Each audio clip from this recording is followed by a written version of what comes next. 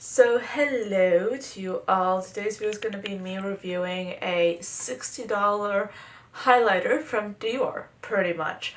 This is actually not $60. It is, to be honest, I think $56 or $58.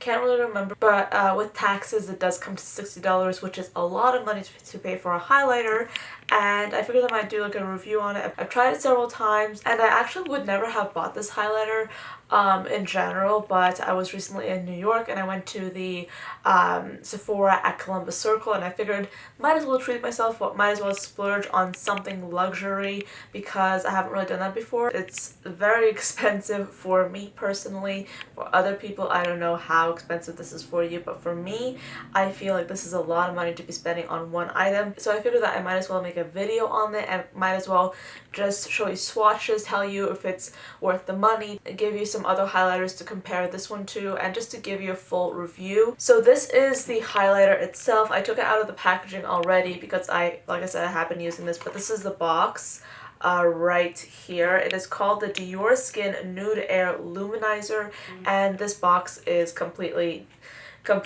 just beat up because I put this in my luggage and it was dismal. But this is pretty much what it looked like when I took it out of the packaging. This is what it looked like. It has like this little resting place for the highlighter to put in the box. I'm not even trying to explain it. You get this little kabuki brush. To be honest, don't think I'll be using this at all. It's pretty much a useless brush, to be honest. You have the actual highlighter, and then you have like this pouch that comes with a lot of luxury makeup items, and you're basically supposed to keep your makeup in this pouch.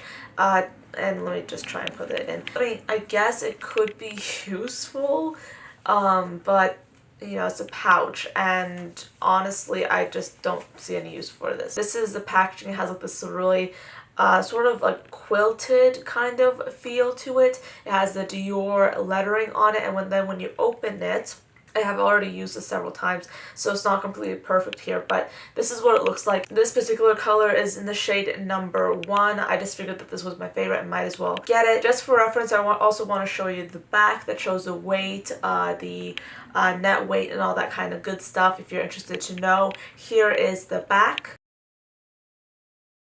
But yeah, I mean, it's a pretty straightforward highlighter. It is essentially a shimmery powder that you're supposed to put on your cheeks. It's pretty much a highlighter that happens to cost an arm and a leg. So I'm going to do 2 swatches on this initially. I want to do one swatch where I basically just brush my finger across the pan just once and then swatch it once. And I want to do a second finger swatch where I'll basically be sort of picking up more product to give you a more clear idea of the color and the finish in general, and then swiping it. So these are the 2 finger swatches that I have. This one is the lighter finger swatch where I didn't apply as much product to my finger, and then this middle one is basically how the product looks when it's applied a little bit more heavily. So I'm swatching both of these colors on my hand, or both of these swatches on my hand since they're pretty much the same color, and you can see that these are pretty beautiful powders. I'm going to zoom in real quick so you can get a more clear view, and this is pretty much what the powders look like. They also blend out really nicely. I find that when you blend them out, you're left with this really beautiful sheen. But the thing about this that I noticed initially was that it's not as intense as some of my other highlighters, which can be a pro or a con based on your makeup style. So that's something to keep in mind when you're purchasing this.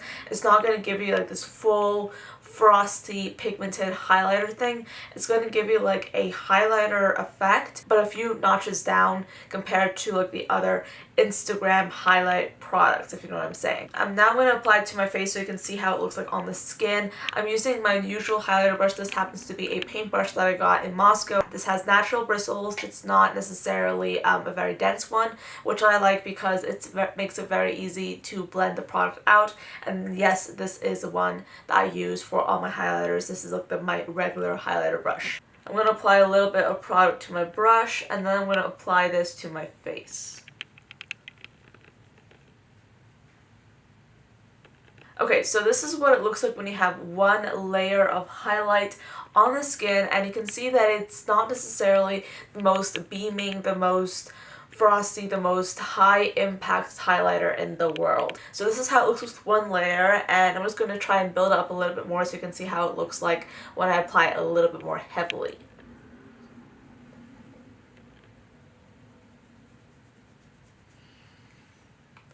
Okay, so that is the second layer, and you can see that this has a little bit more of a higher impact now that I applied 2 more layers, but I also want you to keep in mind that when I have like my typical highlighters I use all the time, I don't necessarily need to have 2 layers to achieve this effect. Like I said before, that can be a pro or a con based on what look you want to do. Personally, I love like the full really dramatic highlighter look when I'm being photographed or when I'm on camera. However, in real life, I prefer something a little bit more natural, which is why I find myself kind of liking this highlighter, because it doesn't make anything look too obvious, it doesn't make anything look too Instagrammy, and it doesn't make anything look too heavy. And I also like the way that it doesn't really exaggerate any of my pores, any of my texture that I have in that area where I applied it, which does unfortunately happen with some other highlighters, because some highlighters will do a pretty decent job of exaggerating the pores and the texture in that area, which can be a little bit irritating. However, with this one, I haven't really seen that to that extent. It's not nearly as exaggerated as it would be with some of my other highlighters I have tried. So I want to use this opportunity to take this Dior highlighter and compare it to 3 other highlighters that I already have in my collection that I already love and I use a ton. So these highlighters are the Urban Decay Afterglow highlighter, I have the Becca Champagne Pop highlight, and then I also have the Mary Luminizer from the Balm. These are all really great highlighters that I use all the time, and I hold these in high regard, and they're all quite inexpensive, particularly when you compare it to this one right here. So these are all the different highlighters swatched on my fingers. From left to right, I have the Dior one. Then on my middle finger, I have the Balm Mary Luminizer.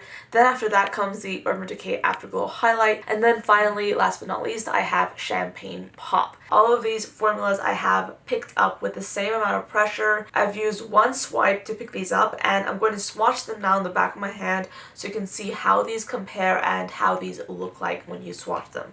So this is how they all look swatched on my hand. As you saw, I used only one stroke to swatch each of these colors. And just to remind you, from top to bottom, I have the Dior, then I have the Mary Luminizer, I have the Urban Decay, and then I have the Becca one. But I do notice that the top one, the Dior one, is noticeably less pigmented, or can I say less high shine and less impactful than the other highlighters. The other highlighters will definitely give you more of a frosty look. They'll definitely make you look as if you have more highlight on. But the top one, which is the Dior one, is definitely the most natural out of all the 4 highlighters that I have swatched here. So yeah, do I hate the Dior highlighter? Definitely not. I actually really like it. I love it. I think it's beautiful. But I feel like I want to use this for specific looks. And that is when I'm not necessarily being photographed, when I'm not necessarily going on a night out.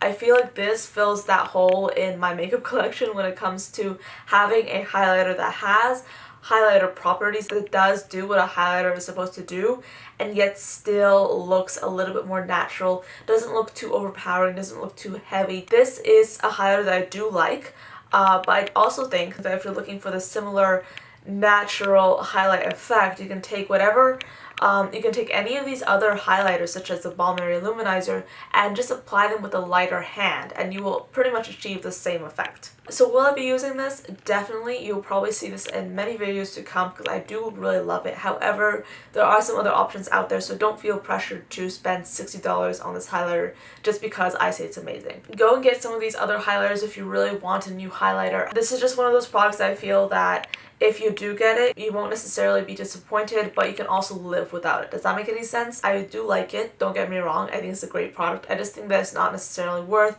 the $60 mark, and if it was basically sold at like a $20 price tag, at a $20 price, then I would definitely say like holy grail, recommend it, it's amazing, but since it's $60, not so much. So yeah, that's pretty much all I have to say today. I hope you enjoyed this video, or maybe just found some really interesting product recommendations. Like I said, this is a great highlighter, but there are other options out there that you can use and that you can purchase that are pretty much just as good. So thank you so much for watching till the end of this video, and I will see you next time. Bye guys.